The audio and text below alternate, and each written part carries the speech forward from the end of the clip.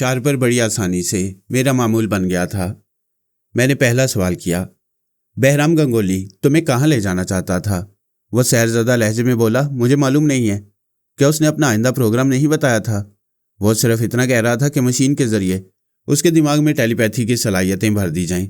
मैं जानता हूँ इस मशीन को इस्तेमाल करने का मौका नहीं मिल सका, फिर भी इत्मीनान के लिए पूछ रहा हूँ, क्या बहराम गंगोली की यह ख्वाहिश पूरी हो गई है? उसकी यह ख्वाहिश अभी पूरी नहीं हुई है। क्या तुमने उसे मशीन ऑपरेट करने का तरीका लिख कर दिया है? मुझे लिखने का मौका नहीं मिला। उसने अपने तनवीमी अमल के असर की मुद्दत क्या बताई थी? उसके मुताबिक 1 हफ्ते तक जेर असर रहने वाला था। अब मैं तुम्हारा आमिल हूं, तुम किसके जेर असर रहोगे? तुम मेरे आमिल हो, मैं तुम्हारा मामूल बनकर रहूंगा। मैं तुम्हें हुक्म देता हूं, तुम बहराम गंगोली या किसी भी फर्द को मशीन ऑपरेट करने का तरीका नहीं बताओगे। मैं बहराम गंगोली या किसी भी शख्स को मशीन ऑपरेट करने का तरीका नहीं बताऊंगा। बहालत मजबूरी बताना पड़े तो तरीक़ेकार में कुछ खामियां छोड़ दोगे। उसने वादा किया मजबूरी की हालत में वो कुछ खामियां छोड़ देगा। मैंने सवाल किया, तुम्हारे अलावा मशीन ऑपरेट करना और कौन जानता है? मोरीना जानती और मेरा भाई आर्मर। मैं आर्मर का नाम सुनकर चौंक गया। उसे बिल्कुल ही भुला दिया था। मशीन के सिलसिले में ये बात जहन में नहीं आई थी कि आर्मर भी ऑपरेट करना जानता होगा। मैंने कहा, तुम अपनी बहनों और भाइयों से बज़ाहिर दिलो जान से मोहब्बत करते रहे, लेकिन उन्हें फ़रेब देते रहे। उनसे बात छुपाई कि तुम्हारे पास मशीन मुकम्मल सूरत में मौजूद है। रोज़ाना और हार्पर के पास जो 2 हिस्से थे, क्या वो असली थे? हाँ, उन्हें मैं अपनी असली मशीन का फाजिल हिस्सा समझता था, जिन्हें यह सोचकर उनके हवाले कर दिया था कि मेरी मशीन में कोई खराबी पैदा होगी तो वो हिस्से उनसे हासिल कर लूँगा। मैंने इस बात का खास ख्याल रखा कि उनमें से किसी के पास मशीन अपनी मुकम्मल सूरत में ना हो। तुमने बहनों और भाइयों से और क्या बात छुपाई? मैंने एक दूसरे से तमाम बातें छुपाई। मसलन रोज़ाना के बेडरूम से मशीन का वह हिस्सा चुरा कर ले गया, उसे खबर तक न होने दी। मैंने अपने एक आलाकार के जरिए रोज़ाना की गर्दन कटवाई और उसे उस कब्र में पहुंचा दिया जहां हार्पर ने अपना हिस्सा छुपा कर रखा था। रोज़ाना का हिस्सा हमारे हाथ लग गया है, हार्पर का हिस्सा कहाँ है? वो भी मेरी शिकागो वाली खुफिया रिहाइशगाह के तय खाने में था। बहराम गंगोली उसे जल्दी में छोड़ आया है। मैंने भी ज़्यादा अहमियत नहीं दी क्योंकि वो एक फाजिल हिस्सा था।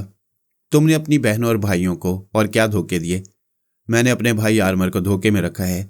उसे ये नहीं बताया कि रोज़ाना की गर्दन मैंने कटवाई, हार्पर को मैंने शराब पिला पिला कर मार डाला और जोजो। वो कहते कहते रुक गया। मैंने कहा, बात पूरी करो, तुमने जोजो के साथ क्या धोखा किया है? वो बचपन से बचकाना जहन रखती थी। मैं चाहता तो ट्रांसफार्मर मशीन के जरिए किसी ज़हीन तरीन औरत की जहानत उसके दिमाग में मुंतकिल कर सकता था, लेकिन भाई आर्मर की तसल्ली के लिए उसे टेलीपैथी की सलाहियतें दी और इस बात को दूसरे वक्त के लिए टाल दिया कि जोजो को बाद में ज़हीन बनाया जाएगा। फिर मैंने इसका मौका नहीं आने दिया। मैंने कहा, मैं हुक्म देता हूँ, तुम 1 हफ्ते तक मेरे तनवीमी अमल के ज़ेर असर होगे। अगर बहराम गंगोली तुम पर अमल करना चाहे तो तुम बज़ाहिर मामूल बन जाओगे, लेकिन उसके अमल का असर नहीं लोगे। उसने वादा किया कि मेरे हुक्म की तामील करेगा। मैंने कहा, 2 घंटे के बाद सो जाओगे, बेदार होने के बाद इस तनवीमी अमल को भूल जाओगे। उसने वादा किया। मैं 2 घंटे तक सोता रहूँगा, बेदार होने के बाद तनवीमी अमल को भूल जाऊँगा। फिर मैंने उसे सोने के लिए छोड़ दिया। उसके एक आलाकार के दिमाग में आकर कहा, मैं शार्पर बोल रहा हूँ, मुझे गहरी नींद आ रही है। मैं 2 घंटे तक सोता रहूँगा। ठीक 2 घंटे बाद यहाँ के किसी तजुर्बेकार डॉक्टर को ले आना, मेरा बाकायदा इलाज होना चाहिए। अब मैं दिमागी तौर पर हाजिर होना चाहता था। किंग फर्नांडो मेरा इंतज़ार कर रहा होगा, लेकिन उसी वक्त ट्रांसमीटर पर इशारा मौसूल हुआ। उस आलाकार ने ट्रांसमीटर को ऑपरेट किया तो दूसरी तरफ से बहराम गंगोली की आवाज़ सुनाई दी। वो पूछ रहा था, क्या शार्पर को खैरियत से पहुंचा दिया गया है? यस सर, मगर वो बदस्तूर बीमार हैं। फ़ौरन किसी अच्छे डॉक्टर को बुलाकर इलाज कराओ। अभी वो हमारे दिमाग में बोल रहा था कि 2 घंटे तक सोता रहेगा, उसके बाद डॉक्टर को बुलाकर इलाज करवाया जाएगा। क्या अभी शार्पर तुम्हारे दिमाग में मौजूद है? क्या मेरी आवाज़ सुन रहा है? मैंने शार्पर के लबो लहजे में उस आलाकार के ज़रिए कहा, हाँ मैं शार्पर बोल रहा हूँ। बहुत कमज़ोरी महसूस कर रहा हूँ। ख्याल ख्वानी करते वक्त तकलीफ़ होती है। मैं बड़ी मुश्किल से बातें कर रहा हूँ। मुझे 2 घंटे के लिए सो जाने दो, उसके बाद किसी डॉक्टर से कंसल्ट करूँगा। वह झुंझलाकर बोला, तुम्हारी बीमारी मुझे नुकसान पहुँचा रही है, कम अज़ कम मशीन ऑपरेट करने का तरीका तो लिख दो। मैं आंखें खोल नहीं सकता, ख्याल ख्वानी की परवाज़ नहीं कर सकता, तकलीफ़ महसूस कर रहा हूँ। और तुम अपने मतलब की बात कर रहे हो। क्या तुम्हें मेरी तकलीफ़ का ज़रा एहसास नहीं है? अच्छा, ज़्यादा मत बोलो। 2 घंटे बाद उठकर डॉक्टर से कंसल्ट करना। दवाएं खाते ही तरीकाकार लिख देना। ज़रूर लिखूंगा। अब मैं सो रहा हूँ, ज़्यादा ख्याल ख्वानी नहीं कर सकता। मैंने खामोशी इख्तियार कर ली। ट्रांसमीटर से बहराम गंगोली का राब्ता खत्म हो गया। मैं उसके दिमाग में पहुंचकर ये मालूम नहीं कर सकता था कि वो क्या सोच रहा है और अभी कहाँ छुपा हुआ है। मैं दिमागी तौर पर हाजिर हो गया। होटल के कमरे से निकलकर नीचे वेटिंग हॉल में आया तो किंग फर्नांडो एक सोफे पर बैठा हुआ था। वो मुझे पहचान नहीं सकता था। मैं उसके पास आकर बैठ गया। वो बहुत रिजर्व रहने वाला शख्स था। किसी भी अजनबी के साथ बैठना पसंद नहीं करता था। उसने घूर कर देखा। मैंने ज़रा झुककर राज़दाराना अंदाज में कहा, खूबसूरत लड़कियां हैं, कहिए तो दिखाऊं? उसने मुझे हकारत से देखा, फिर कहा, तुम जैसे लोग बड़े बड़े होटलों में आ जाते हैं और हमारा वक्त बर्बाद करते हैं। मुझे लड़कियों के दलालों से सख्त नफरत है। मैंने पूछा, क्या दोस्ताना अंदाज में खूबसूरत लड़कियां पेश करना दलाली है? वो गुस्से से बोला, क्या दलाली नहीं है? तो फिर तुम अपने हेलीकॉप्टर में खूबसूरत लड़कियां क्यों लाए हो? यह सुनकर वो चौंक गया, मुझे हैरानी से तकने लगा। मैंने कहा, तुम अपने एक नए दोस्त को खुश करने और उसे दोस्ती करने के लिए लड़कियां पेश करने वाले हो? वो झीम कर बोला, तुम कौन हो? पहले इस बात का इतराफ़ करो कि दोस्ताना अंदाज में लड़कियां पेश करना दलाली नहीं है। वो परेशान होकर बोला, चलो इतराफ़ करता हूँ, अब बोलो तुम कौन हो? मैं तुम्हारा वही दोस्त हूँ जिसका इंतज़ार कर रही हो। वो एकदम से उछलकर खड़ा हो गया। मैं भी अपनी जगह से उठ गया। फिर दोनों बाजू फैला दिए। वो मुझसे गले लगकर बोला, फरहाद, तुमने तो मुझे चकरा कर रख दिया था। क्या मैंने तुम्हें गलत सबक दिया है? नहीं यार, सच कह रहे थे। लड़कियां ख्वाह पेशा वराना अंदाज में पेश की जाएं या दोस्ताना अंदाज में, वो एक तरह की दलाली होती है। फिर वह मुझसे अलग होकर बोला, यार तुम तो खासे हुस्न परस्त हो, ऐसी बातें क्यों कर रहे हो? मैंने हंसते हुए पूछा, यही सोचकर तुमने मेरे लिए 2 हसीन तरीन लड़कियों का इंतखाब किया है। बेहतर होता पहले तुम मेरी हिस्ट्री पढ़ लेते या मेरे किसी करीबी जानने वाले से मालूमात हासिल कर लेते। आखिर बात क्या है? मैं इस अंदाज में कभी किसी के साथ वक्त नहीं गुजारता। ना बाजार से लड़कियां खरीदता हूँ, ना उन्हें किसी के जरिए तोहफे के तौर पर कबूल करता हूँ। उसने बड़ी बेतकल्लुफ़ी से मेरे सीने पर एक हाथ मारते हुए कहा, तुम्हारे किरदार का ये पहलू मुझे पसंद नहीं है। एक तो तुम शराब नहीं पीते, दूसरे लड़कियों के मुतल्लिक ये पाबंदी आयद कर दी। यार कैसे मज़ा आएगा? हम कैसे रंगीन लम्हात गुजारेंगे? फर्नांडो, 10 हसीन लड़कियां ना हो, एक वक्त में सिर्फ एक चाहने वाली महबूबा हो, तो उसके साथ कितने हसीन लम्हात गुजरती हैं? क्या ऐसी कोई है? इसीलिए तो मैं दूसरी लड़कियों के लिए तौबा कर रहा हूँ। खुदा के लिए मुझे मुआफ़ करो, हम दूसरे मौजू पर गुफ्तगू करेंगे। तुम्हारा दूसरा मौजू मैं जानता हूँ। तुम हेलीकॉप्टर के लिए पूछोगे। मैंने 2 का इंतज़ाम कर दिया और ज़रूरत हो तो बोलो, 2 ही काफ़ी हैं। उसने बुरा सा मुंह बनाकर पूछा, हमारा वक्त कैसे गुजरेगा? मुझे तुम्हारी परेशानी दूर करके खुशी होगी। यार तुम मेरी दौलत का अंदाज़ा नहीं कर सकते। मैं चांदी का जूता उठाता हूँ, हर परेशानी के मुंह पर मारता हूँ, वो दूर हो जाती है। बड़ा बोल मत बोलो। तुम्हारे बोर्ड ऑफ डायरेक्टर्स में एक डायरेक्टर ऐसा है जो तुम्हारे लिए दर्द सर बना हुआ है। उसने चौंक कर मुझे देखा, फिर मुस्कुराते हुए कहा, ओहो, मैं तो भूल ही गया था। तुम ख्याल ख्वानी के जरिए इतनी दूर तक पहुंच सकते हो जिसकी हम तवक्को नहीं कर सकते। चलो मैं तुम्हें अपने परेशानियों के मुतल्लिक बताऊंगा। तुम मुझे क्या बताओगे? मैं तुम्हारी परेशानियों के मुतल्लिक इतना कुछ बताऊंगा कि तुम खुद अभी तक उसे समझ नहीं पाए हो। मैंने काउंटर पर जाकर बिल अदा किया, कमरे से अपना बैग मंगवाया, फिर फर्नांडो के साथ बाहर आकर उसकी कार में बैठ गया। उसने कार स्टार्ट करते हुए कहा, यहाँ के एक फ्लाइंग क्लब में हेलीकॉप्टर मौजूद है, हम उसमें शिकागो जाएंगे। मैंने कहा, फर्नांडो, तुम्हारे बोर्ड ऑफ डायरेक्टर्स में एक डायरेक्टर है जिसका नाम रॉबर्ट वैली है। उसने तायद में सर हिलाकर कहा, तुम्हारी मालूमात गलत नहीं हो सकती। तुम मुझसे यह कहोगे कि उसकी एक बेटी का नाम एंजेला है। वो भरी जवानी में बेवा हो गई और मेरे उससे ताल्लुकात हो गए हैं।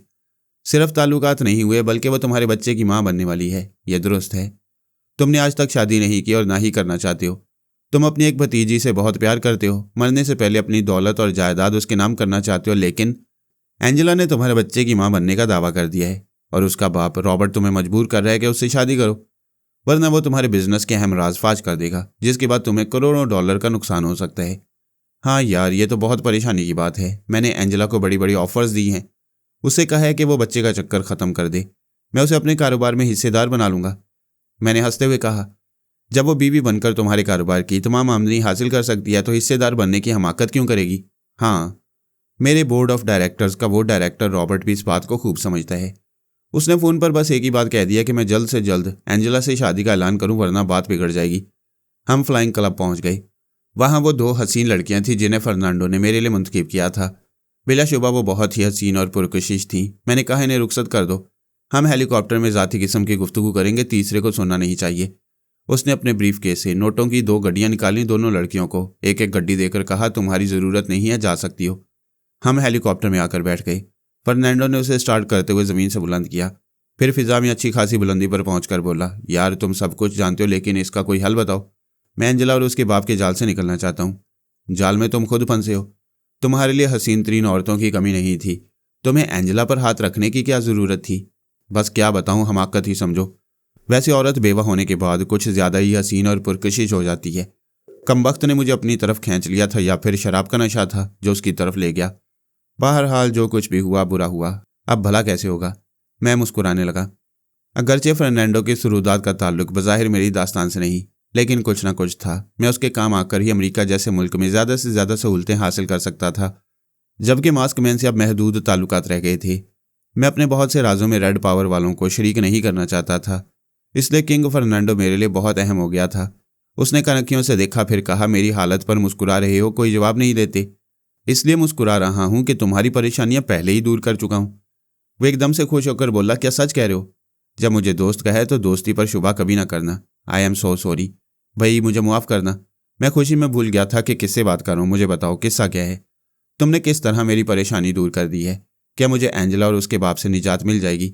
हेलीकॉप्टर डगमगाने लगा, ज़रा नीचे की तरफ जाने लगा। उसने बड़ी महारत से उसे संभाल लिया। मैंने पूछा, ये क्या हो गया था? मैं खुशी से कांपने लगा था, हेलीकॉप्टर भी कांपने लगा। मुझे फ़ौरन बताओ, कैसे निजात मिलेगी? अगर किस्तों में खुशखबरी सुनाते रहोगे तो मारे खुशी के हेलीकॉप्टर नीचे गिर पड़ेगा। क्या ये तुम्हारे साथ नेकी की सज़ा होगी? भाई, मेरा दिल उलट पलट रहा है। जल्दी बताओ, क्या करोगे? तुम कैसे निजात दिलाओगे? पहले तुम एंजेला और उसके बाप के मुतल्लिक असल बात सुनो, जिसे तुम नहीं जानते। लेकिन सुनाने से पहले एक शर्त है। ओह, तुम बहुत ज़्यादा सस्पेंस पैदा कर रहे हो। भाई, तुम्हारी हर शर्त मानने को तैयार हूँ, बोलो क्या बात है। मैं जितनी खुशखबरियाँ सुनाता जाऊँ उसके जवाब में हेलीकॉप्टर को ज़रा भी नहीं डगमगाना चाहिए। तुम मुझे बखैरियत शिकागो पहुँचाओगे। अगर खुद को इस काबिल नहीं समझते हो तो जगह बदल लो, मैं इसकी परवाज़ जारी रखूँगा। नहीं यार, मैं संभाल कर चलाऊँगा। तुम बताओ, असल बात क्या है? यह है कि एंजेला और उसका बाप दोनों तुमसे फ्रॉड कर रहे हैं। वो तुम्हारे बच्चे की माँ नहीं बनेगी। क्या? उसका मुंह हैरत से खुल गया। मैंने कहा, संभल के देखो, हेलीकॉप्टर को संभालो। उसने कहा, मैं खुद उसे लेकर लेडी डॉक्टर के पास गया था। वो डॉक्टर मेरी बरसों की शनासा है, मुझसे झूठ नहीं बोल सकती। तो फिर मैं झूठ बोल रहा हूँ? भाई, मैं कान पकड़ता हूँ, तुम्हें झूठा कैसे कह सकता हूँ? तुम तो अंदर घुसकर सही बात मालूम कर लेते हो। सही बात यह है कि एंजेला ने उस लेडी डॉक्टर को $10,000 दिए हैं। उसने एक दिन में इतनी रकम कभी नहीं कमाई होगी। फिर भला एंजेला के हक में कैसे रिपोर्ट न देती? अब सारा खेल समझ में आ गया। एंजेला झूठ मूठ मेरे बच्चे की माँ बनने का दावा कर रही है। उसका बाप मुझे धमकियां दे रहा है कि उसकी इज्जत नहीं रखी जाएगी, उसकी बेटी से शादी नहीं की जाएगी तो वो मेरे बिजनेस के अहम राज फाश कर देगा। वो कहते कहते चुप हो गया, सोचने लगा। मैंने पूछा, क्या बात है? मैं उस मक्कार औरत से कभी शादी नहीं करूंगा, लेकिन उसका बाप मेरे कारोबार में राजदार है। वो अपनी धमकी पर कायम रहेगा। उसका भी कुछ नुकसान होगा, लेकिन इससे कई गुना ज़्यादा नुकसान मेरा होगा और वो मुझे ज़रूर नुकसान पहुंचाएगा। मैं कह चुका हूं, 2 घंटे बाद तुम्हें उससे निजात मिल जाएगी। वो कभी नुकसान नहीं पहुंचा सकेगा। उसने हैरानी से पूछा, क्या तुम उसे ख़त्म कर दोगे? मैं ख्वामखा क्यों उसकी ज़िंदगी से खेलूं? मैंने जो कुछ बयान किया है उसके बाद भी कुछ हक़ाइक़ हैं जिन्हें तुम नहीं जानते। मेरे दोस्त, मेरी जान, जल्दी जल्दी बताओ। तुमने तो मेरी ज़िंदगी में आते ही दुश्मनों का पांसा पलट दिया। किस्सा यूं है कि जब तुम एंजेला से शादी कर लेते तो वह शादी के दूसरे या तीसरे दिन जीने के ऊपर से जानबूझकर गिरती। तुम उसे फिर लेडी डॉक्टर के पास ले जाते और वो रिपोर्ट देती कि बच्चा ज़ाया हो चुका है। वह दांत पीस कर बोला, मालूम होता है मक्कारी इन बाप बेटी पर आकर ख़त्म हो गई है। और आगे सुनो, एंजेला के बाप ने तुम्हारे लिए एक ऐसी दवा रख छोड़ी है जो दिमाग पर असरअंदाज होती है। एंजेला तुम्हारी नादानिस्तगी में वो दवा खिलाती रहती और तुम रफ्ता रफ्ता दिमागी मरीज बनते जाते, फिर कारोबार संभालने के काबिल न रहते। बोर्ड ऑफ डायरेक्टर्स में यह फैसला होता कि तुम्हारी जगह एंजेला को बिठाया जाए, वह तुम्हारा कारोबार संभालेगी। इस तरह समझ सकते हो कि तुम्हारी दौलत और जायदाद का क्या हशर होने वाला था। ओ गॉड, फरहाद, तुम मेरे लिए फरिश्ता बनकर आए हो। अब जल्दी से बताओ, मुझे किस तरह निजात मिलेगी? अभी बताता हूँ। यह कहकर मैंने आंखें बंद की और एंजेला के बाप के पास पहुंच गया। वो खाने से पहले पीने में मसरूफ़ था और इसी किस्म की प्लानिंग को ज़्यादा से ज़्यादा मजबूत करने के सिलसिले में हर पहलू पर गौर कर रहा था। मैंने आंखें खोलकर पूछा, फर्नांडो, एंजेला का बाप खाने से पहले बहुत कम पीता है। खाने के बाद 10 बजे से पीना शुरू करता है, फिर रात के 2 बजे तक पीता रहता है। उसके बाद सो जाता है, लेकिन आज तो वो कुछ ज़्यादा ही पी रहा है। तुम्हें मेरी बात का जवाब देना चाहिए। तुम उसके पीने की बात कर रहे हो, कभी कभी वह असूल के खिलाफ भी पीने लगता है। मैं अभी आकर बात करता हूँ। मैं फिर उसके पास पहुँच गया, उसे वहाँ से उठाकर अलमारी की तरफ ले गया। अलमारी के एक खाने में वो दवा रखी हुई थी जो फर्नांडो को दिमागी मरीज बनाने के लिए मंगाई गई थी। उसने वो दवा उठा ली, हालांकि वो परेशान होकर सोच रहा था कि यह दवा क्यों उठा रहा है, लेकिन वो मेरा ताबे फरमान था। जो मैं कहता वो करता जाता। वो वापस अपनी जगह आकर बैठ गया। अब जिस जाम में शराब थी उसमें शीशी की दवा उंडेल रहा था, साथ ही परेशान होता जा रहा था कि ऐसा क्यों हो रहा है। जब मैंने वो जाम उसके हाथ में थमाया और उसे पीने पर मजबूर किया तो वो नहीं नहीं के अंदाज में सर हिलाने लगा, लेकिन मैंने उसके हाथ से जाम को छूटने नहीं दिया, उसके होंठों से लगा दिया। फिर उसमें जो कुछ था वो उसके हलक में उतरता चला गया। पीने के बाद वो घबरा कर उठना चाहता था, टेलीफोन के पास जाना चाहता था, तिब्बी इमदाद हासिल करना चाहता था, लेकिन मैंने उसके हाथ से दूसरा जाम बनाया, उसमें भी थोड़ी सी दवा उंडेली और उसे पीने पर मजबूर किया। उसके हाथ से तीसरा जाम बनाने का इरादा था, लेकिन मैंने महसूस किया कि उसका दिमाग कमज़ोर हो गया है, वो इस काबिल नहीं है कि मैं उसे कंट्रोल में रखूं। जो दवा थोड़ी थोड़ी करके वो 4 महीनों में फर्नांडो के हलक से उतारना चाहता था, उसकी आधे से ज़्यादा शीशी मैंने एक ही मिनट में खाली करा दी थी। जाहिर है एक जल्द ही नतीजा जाहिर होना था और वो जाहिर होने लगा। उसके हाथ से जाम छूट गया। उसने उठने की कोशिश की मगर सामने वाली मेज़ पर औंधे मुंह गिर पड़ा। मैंने आंखें खोल दी। फिर फर्नांडो से कहा, मैं तुम्हें 2 घंटे बाद निजात दिलाना चाहता था, लेकिन अभी निजात मिल गई है। तुम फिर तजस्सुस में मुब्तला कर रहे हो। उसने तुम्हें दिमागी मरीज बनाने के लिए जो दवा रखी थी वो मैंने उसे ज़बरदस्ती पिला दी है। अब उसका दिमाग उलट गया है, वो कारोबार करने और बोर्ड ऑफ डायरेक्टर्स में रहने के काबिल नहीं रहा। फर्नांडो खुशी से चीख कर दोनों हाथ मेरी तरफ बढ़ाकर गले लगना चाहता था। मैंने उसके दिमाग पर कब्जा जमाकर उसे फिर पायलट की सीट पर जमा दिया। उसके दिमाग को ज़रा आज़ाद छोड़कर कहा, मालूम होता है आज तुम मुझे मार कर ही रहोगे, खुदा के लिए कहीं हेलीकॉप्टर उतारो। अब ना मैं तुम्हारे काम आऊँगा और ना ही कोई खुशखबरी सुनाऊंगा। वो शर्मिंदा सा होकर बोला, यार मुझे गधा समझकर माफ़ कर दो, मुझे इतनी सारी खुशियाँ देकर नाराज़ हो जाओगे तो मैं मर जाऊँगा, और इतनी सारी खुशियों के नतीजे में हेलीकॉप्टर नीचे गिर पड़ा तो बहुत अच्छा लगेगा। मैं इस लम्हे दिलो जान से दुआ मांग रहा हूँ कि खुदा मेरी ज़िंदगी भी तुम्हें दे दे। पोमी ने एक होटल में कमरा रिजर्व करा लिया था, मेरा इंतज़ार कर रही थी। मैंने कहा, 2 अदद हेलीकॉप्टर्स का इंतज़ाम हो चुका है, मैं शिकागो पहुँच रहा हूँ।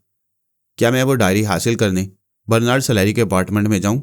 अब इसकी ज़रूरत नहीं रही, उसे गुलाम बाकी ने हासिल कर लिया है। मैं बोर हो रही हूँ।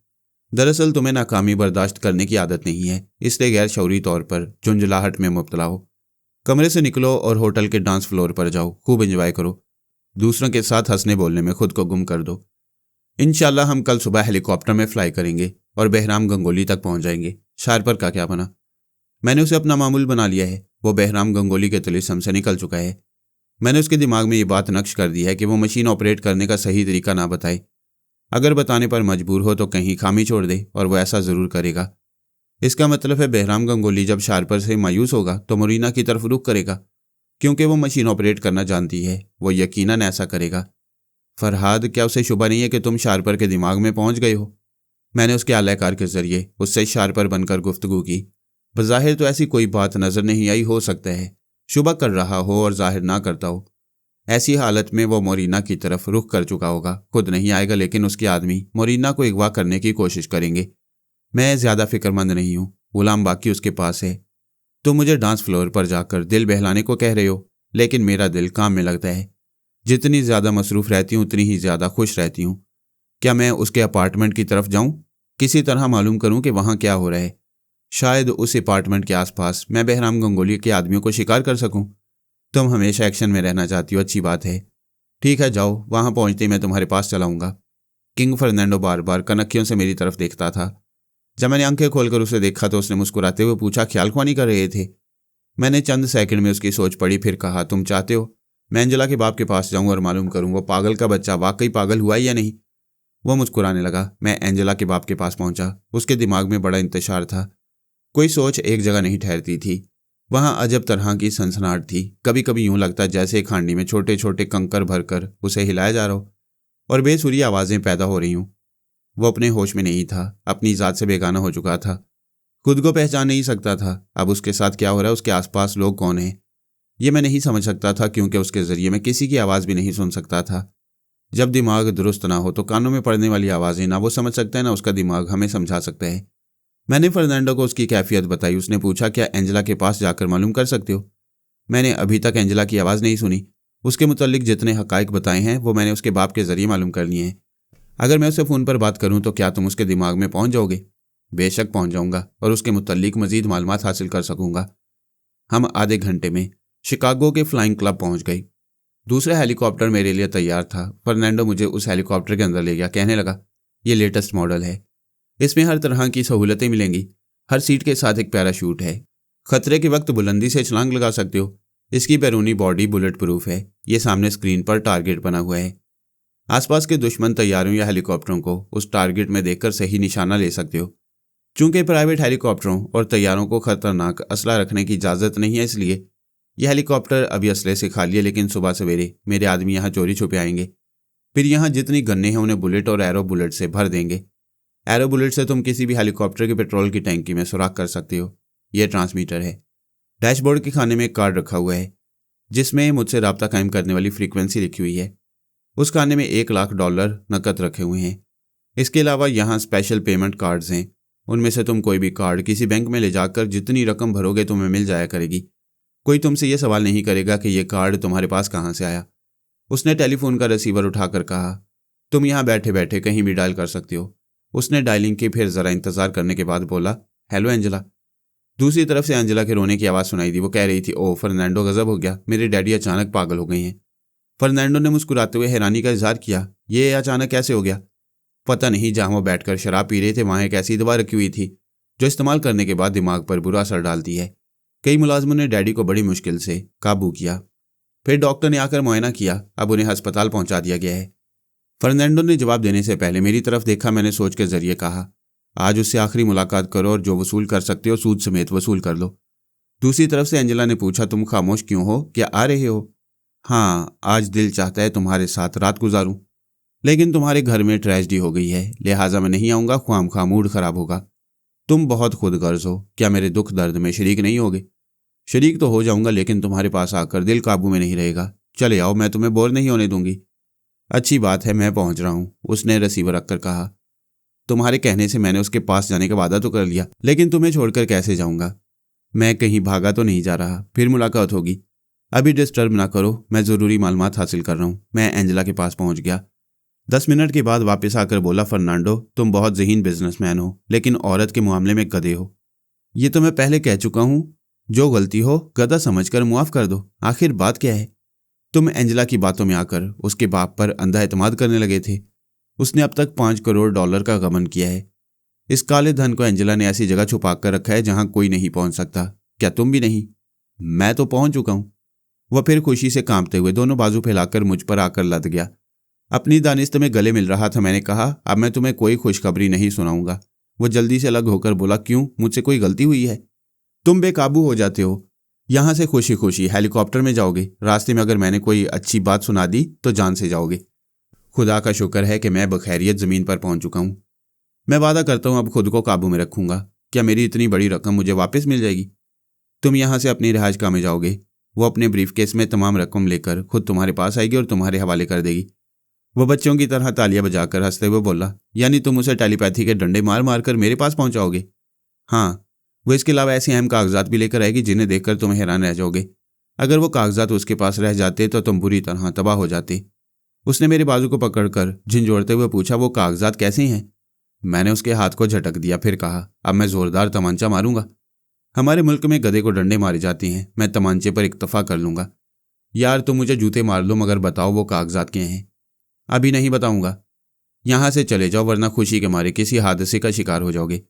वो मेरे साथ फ्लाइंग क्लब के दफ्तर में आया। वहाँ उस हेलीकॉप्टर को आर्जी तौर पर मेरे नाम किया। कागजी कार्रवाई हुई। इसके बाद हम बाहर आए। उसकी एक शानदार मर्सिडीज खड़ी हुई थी। उसने कहा, यह गाड़ी तुम्हारे लिए है। मैं दूसरे हेलीकॉप्टर में जा रहा हूँ, मुझसे राब्ता कायम करते रहना। देखो, अगर मुझसे मिले बगैर कहीं गायब हो जाओगे तो मैं तुम्हारा कुछ बिगाड़ नहीं सकूंगा, लेकिन तमाम उम्र तुम्हारी जुदाई का सदमा सहता रहूंगा और शायद वक्त से पहले मर जाऊंगा। मैंने मुस्कुराकर कहा, फर्नांडो, इतने जज्बाती ना बनो। जाओ और एंजेला से अपनी रकम और अहम कागजात वसूल करो। मैं राब्ता कायम करता रहूंगा। वह चला गया। मैंने कार की स्टीयरिंग सीट संभाली, फिर ड्राइव करता हुआ उस होटल में पहुंच गया जहां पौमी ने कमरा रिजर्व कराया था। मैंने काउंटर पर जाकर अपना और पौमी का फर्जी नाम पूछा। काउंटर क्लर्क ने चाबी मेरे हवाले कर दी। मैं उस कमरे में आकर दरवाजे को अंदर से बंद करके बिस्तर पर लेट गया। यह कमरा पौमी ने हमारे लिए रिजर्व करवाया था। मुझे पहले उसके पास पहुंचना चाहिए था, लेकिन डायरी सबसे ज़्यादा अहम थी, लिहाजा मैं बाकी के पास आ गया। वह मरीना को देख रहा था। उस हसीना का गुलाब जैसा चेहरा जर्द पड़ गया था। वह थक हार कर सो गई थी। वो सोच रहा था, क्या इंसान इसी के लिए दीवाना होता है? किस तरह आतिशी अनार की तरह बुलंदी तक चिंगारियां छोड़ता है, फिर आहिस्ता आहिस्ता सर्द पड़ जाता है। ये औरत क्या है? इसके लिए मर्द दुनिया से लड़ता है, और ये मर्द है जिसके लिए औरत अपना तन मन सब कुछ हार जाती है, फिर गहरी नींद सो जाती है। मैंने उसे मुखातिब किया, बाकी फ़लसफ़ा बाद में सोचना, वो डायरी खोलो और मुझे पढ़कर सुनाओ। वो डायरी उठाकर खोलने लगा। मैंने कागज़ और कलम संभाल लिया। वो पढ़कर सुनाने लगा। मैं सुन सुनकर लिखने लगा। वो बड़े काम की डायरी थी। दुनिया की सबसे अजीबोगरीब इजाद को, ऑपरेट करने की एक एक तफसील को मेरी तरफ मुंतकिल करती जा रही थी। जब उसने शुरू से आखिर तक सब कुछ लिख दिया तो मैंने कहा, वो शार्पर की डायरी है, उसमें कुछ अहम यादें लिखी होंगी, तुम वर्क उलटते जाओ और पढ़ते जाओ, मैं सुन रहा हूँ। वो मेरी हदायत के मुताबिक वर्क उलट उलट कर पढ़ने लगा। उस तहखाने में ट्रांसफार्मर मशीन के अलावा जो दूसरी मशीनें रखी हुई थी, उनके मुतालिक कुछ टेक्निकल बातें लिखी हुई थीं जिनसे मुझे दिलचस्पी नहीं हो सकती थी। मैंने कहा, बाकी तुमने ट्रांसफार्मर मशीन को ऑपरेट करने के सिलसिले में जो तरीका मुझे लिखवाया, सिर्फ उतने सफ़ात उस डायरी से निकाल लो और उन्हें भी जला दो। वह फ़ौरन ही बिस्तर से उठ गया। मैंने उसे हदायत की थी, वो मेरी हदायत को हुक्म समझता था, फ़ौरन उसकी तामील करता था। उसने वह तमाम कागजात उस डायरी से निकाल लिए, फिर बाथरूम में जाकर उन्हें जलाया और उसकी राख कमोड में डाल दी, फिर फ्लश के जरिए बहा दी। वो इस काम से फारिग होकर बाथरूम से बाहर आया, दरवाजे को बंद किया, फिर बिस्तर पर लेटना चाहता था कि उसी वक्त महसूस हुआ जैसे कमरे के दरवाजे को खोलने की कोशिश की जा रही है। उसने सोचा खतरा है। मैंने कहा, तुम दुरुस्त तो सोच रहे हो, तुमने दरवाजे को अंदर से लॉक किया है, बाहर से कोई खोलने की कोशिश कर रहा है। पहले ये बताओ, मोरीना के मुतल्लिक तुम्हारी क्या राय है? मेरे आका, अगर ये मुझसे वफा करेगी तो मैं सारी ज़िंदगी इससे निभा करूँगा। तो फिर इस बात को अच्छी तरह याद रखो, बहराम गंगोली अपने आदमियों के जरिए मोरीना को अगवा कराने की कोशिश करेगा। तुम इसकी हिफाजत करोगे, लेकिन अपनी हिफाजत को मुकद्दम समझोगे। मैं तुम्हें जिंदा सलामत देखना चाहता हूँ, मुझे तुम्हारी ज़रूरत पड़ेगी। मेरे आका, ये मेरी खुशनसीबी है कि मैं किसी न किसी मरहले पर आपके लिए ज़रूरी साबित हो सकता हूँ। उसकी बात ख़त्म होते ही कमरे का दरवाज़ा एक झटके से खुला। वहाँ 4 शख्स नजर आए। वह फ़ौरन ही अंदर आ गए। उनमें से एक दरवाजे के पास खड़ा हो गया, बाकी और मोरीना के सराहने आ गए। एक के दाएं हाथ में रिवॉल्वर था, बाएं हाथ में एक छोटी सी पर्ची थी। उसने वो पर्ची बाकी की तरफ बढ़ा दी। बाकी उसे लेकर पढ़ने लगा। उसमें लिखा था, मोरीना जो डायरी शार्पर के रिहायशी तहखाने से लेकर आई है, वो हमारे हवाले की जाए। किसी तरह की हिलो हुज्जत में वक्त ज़ाया करोगे तो गोली मार दी जाएगी। बाकी ने सरहाने की मेज़ की तरफ इशारा किया। रिवॉल्वर वाले ने उधर देखा, स्याह रंग की डायरी रखी थी। उसने लपक कर उसे उठा लिया। उसे खोलकर देखा, शार्पर का नाम लिखा था। उसे डायरी के सिलसिले में और भी निशानियां बताई गई होंगी। पहले वो मुतमईन हुआ, फिर वरक उलटने के दौरान बेख्तियार बोल पड़ा, इसके वरक फटे हुए हैं। बाकी ने हंसते हुए कहा, तुम बड़े मोहतात होकर आए थे, लेकिन अपनी आवाज़ सुना रहे हो। वह चौंक गया, सहम कर पीछे हट गया।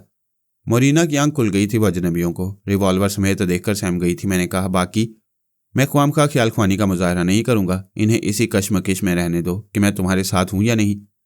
मेरी बात समझते उसने अचानक रिवॉल्वर वाले के हाथ पर ठोकर मारी। उसका हाथ खाली हो गया। रिवॉल्वर उड़ता हुआ मोरीना से ज़रा फासले पर गिरा। उसने फ़ौरन उठकर उसकी तरफ हाथ बढ़ा दिया। इतनी देर में दूसरे शख्स ने रिवॉल्वर निकाल लिया और धमकी देना चाहता था कि मोरीना और बाकी अपनी जगह से हरकत ना करें, वरना गोली मार देगा। लेकिन मोरीना को देखते ही वह धमकी देना भूल गया। रिवॉल्वर पर उसकी गिरफ्त ढीली पड़ गई। बाकी ने उस पर भी एक ठोकर मारी। रिवॉल्वर उड़ता हुआ गया। मालूम होता था जैसे बाउलिंग हो रही हो, ऊपर ठीक विकेट पर आ रही हो। दूसरा रिवॉल्वर भी मोरीना की विकेट पर आया। उसने उसे भी उठा लिया, लेकिन आने वाले और हमला करने वाले अपनी जगह साकित खड़े रह गए। सबके सब विकेट को देख रहे थे। तब उसे एहसास हुआ। वो चीख मारकर फिर कंबल में घुस गई। बाकी ने डायरी उठाकर एक के हवाले करते हुए कहा, इसे लेने आए हो, अब जाओ। उसने डायरी लेते हुए कहा, लेकिन इसके कई वर्क फटे हुए हैं। मोरीना जब इसे लेकर आई तो वर्क फटे हुए थे, ज़्यादा बहस करने की ज़रूरत नहीं है। वो बार बार कंबल की तरफ देख रहे थे जहां वो छुपी हुई थी। दोनों रिवॉल्वर भी छुपे हुए थे, मगर साफ पता चल रहा था वो सब निशाने पर हैं। उन्हें मजबूरन वो डायरी लेकर जाना पड़ा। वो एक एक करके कमरे से निकल गए। बाकी ने दरवाजे को अंदर से बंद कर दिया। मैं नामुराद जाने वालों के साथ था। वो तेजी से चलते हुए होटल के बाहर आए, फिर अपनी कार में बैठकर जाने लगे। मैं उनके दरमियान खामोश रहकर उनका एक और अड्डा मालूम कर सकता था। मैं पोमी के पास आ गया। उसने 4 अजनबियों को बाकी के कमरे में जाते देखा था। वो समझ रही थी ये लोग या तो मोरीना को उठाकर ले जाने की कोशिश करेंगे या बाकी के हाथों मार खाकर लौटेंगे, या हो सकता है बाकी पर भारी पड़े और मोरीना को अगवा करना प्रॉब्लम हो जाए तो सिर्फ डायरी लेकर भाग जाएं। बहरहाल वो उनका इंतजार कर रही थी। जब वो बाहर आकर कार में जाने लगे तो ये भी उनका ताक़ुब करने लगी। उसने पूछा, क्या वो लोग डायरी ले जा रही हैं? मैंने मुख्तसर तौर पर कहा, डायरी के खास औराक जला दिए गए हैं। कमरे में जाकर उन्हें खासी मायूसी हुई। नामुराद वापस जा रहे थे, मैं उनके दरमियान हूँ, तुम भी आती रहो, उनके किसी और अड्डे का पता चल जाएगा। मैं फिर उनके दरमियान पहुंच गया।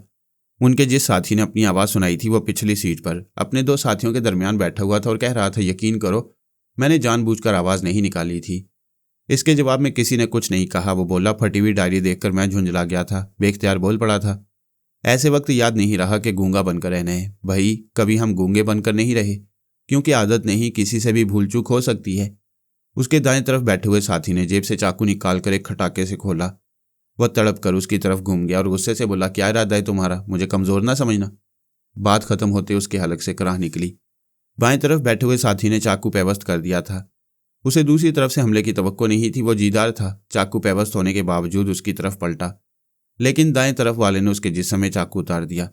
वह उनके दरमियान फंस गया था। एक कवार रोकना चाहता तो दूसरी तरफ से हमला होता, दूसरी तरफ रोकने की कोशिश करता तो पहली तरफ से चाकू जिस्म में उतर जाता। वह तड़प रहा था, फड़फड़ा रहा था। आखिर ठंडा पड़ ही गया।